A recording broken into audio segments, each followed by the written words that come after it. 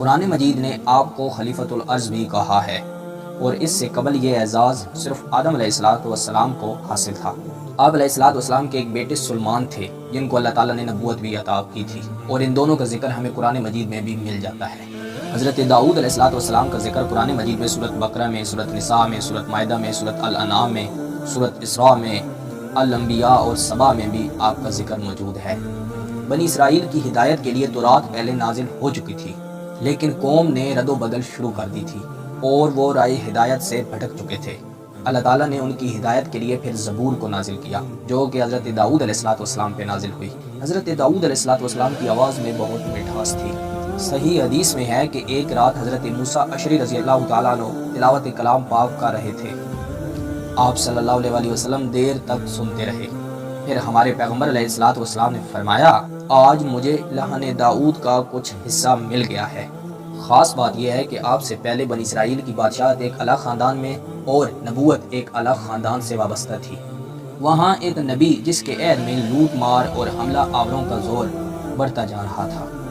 بنی اسرائیل نے اس نبی سے درخواست کی کہ آپ اپنے بیٹوں کی بجائے کسی اور کو منتخب کریں، اور جو آپ کے بیٹے ہیں وہ ان شرائط پہ پورا نہیں اترتے، جو ظالموں کا مقابلہ کرنے کے لیے طاقت اور قوت رکھتے ہوں۔ بنی اسرائیل کے کہنے پہ وقت کے نبی نے اس وقت طالوت نامی شخص کو بادشاہ مقرر کیا، جو بہت بہادر تھا، جس نے مجاہدین کا انتخاب کیا جو دشمن کا مقابلہ کرنے کے لیے آگے بڑھے ہیں۔ ابھی مجاہدین میدان جنگ تک نہ پہنچے تھے کہ راستے میں ایک نہر آ گئی۔ گرمی کا موسم تھا، سبھی پیاسے ہو رہے تھے۔ طالوت نے ان کو آزمائش کے لیے حکم دیا، کوئی بھی ایک چلو سے زیادہ پانی نہ پیے۔ چند ایک کے سوا سبھی نے حکم عدولی کی۔ لشکر میدان جنگ میں پہنچا، اور وہ جنہوں نے پانی پی لیا تھا خود میں مقابلے کی طاقت نہ پا کر الگ ہو گئے، اور میدان جنگ میں ان کا مقابلہ جالوت نامی ایک آدمی سے تھا جو بہت قوی تھا، اور جالوت کا لشکر بھی بہت بڑا تھا، اور طالوت کی مٹھی بھر مجاہدین جن کی تعداد 313 تھی۔ جالوت سے خوف زدہ ہونا چاہیے تھا، مگر انہوں نے کہا حق باطل پر غالب آتا رہا ہے۔ قلیل مجاہدین نے کفار کی کثیر تعداد پر فتح پائی ہے۔ فلسطین کا حکمران جالوت اپنی طاقت اور کثیر تعداد سے بنی اسرائیل کو ہر صورت غلام بنانا چاہتا تھا۔ طالوت بھی پریشان تھا۔ مجلس مشاورت بلائی گئی۔ حضرت داؤد علیہ السلام نے طالوت کو کہا کہ میں وہ جوان ہوں جو جالوت کا سر آپ کے قدموں میں لا سکتا ہوں۔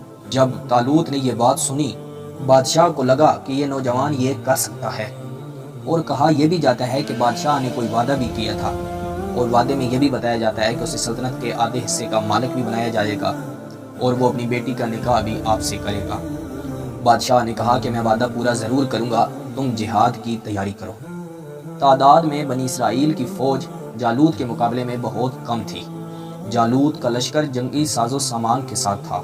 صرف گھوڑوں کی تعداد ہی طالوت کے لشکر کی ہمت پست کرنے کے لیے کافی تھی، لیکن طالوت اپنے مجاہدین کی ہمت کو بڑھا رہا تھا، اور جالوت طالوت کے مقابلے میں کم عمر بھی تھا۔ جالوت کا سارا جسم محفوظ زرہ میں تھا، اس کے پورے جسم میں صرف آنکھیں ہی کھلی تھی۔ میدان جنگ میں پہنچ کر جالوت نے للکارا، تم میں سے کوئی ہے جو میرا مقابلہ کرنے کی جرأت کرے اور اپنے بادشاہ کی طرف سے اعلان کیے گئے انعام کا حقدار ٹھہرے؟ جالوت آوازیں دیتا رہا۔ طالوت کے لشکر میں سے ایک نوجوان آگے بڑھا جس کا جسم ذرا سے آزاد تھا، سامنے آیا اور للکارا۔ جالوت اس نوجوان کو دیکھ کر ہنسنے لگا۔ جالوت کو غصہ آیا اور غصے سے پاگل ہونے لگا۔ داؤد علیہ السلام بھی اعتماد سے ہنستے رہے۔ وہ جانتے تھے کہ حق کی فتح ہوگی۔ خود پہ اعتماد تھا اور اللہ تعالیٰ کی ذات پہ یقین تھا۔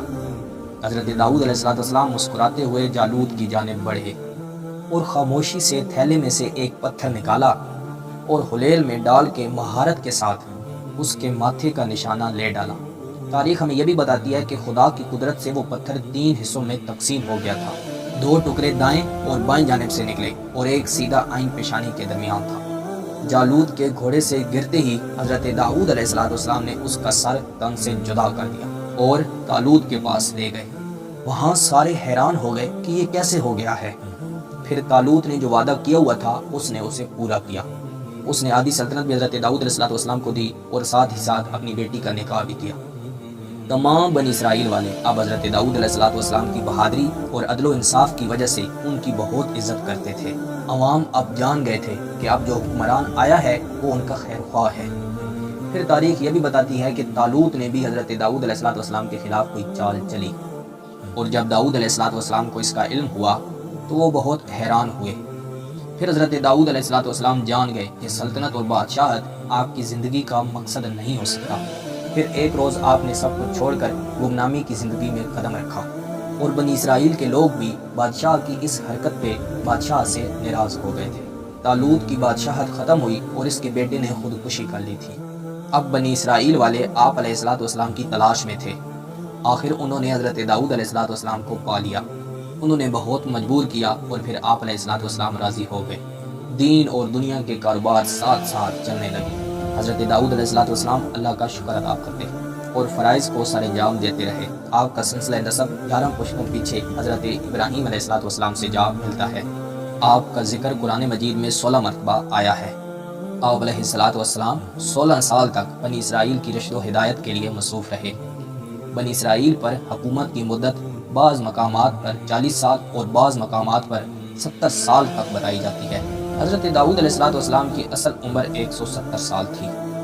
داؤد علیہ السلام جب گھر سے باہر جاتے تھے تو دروازے بند کر کے جاتے تھے۔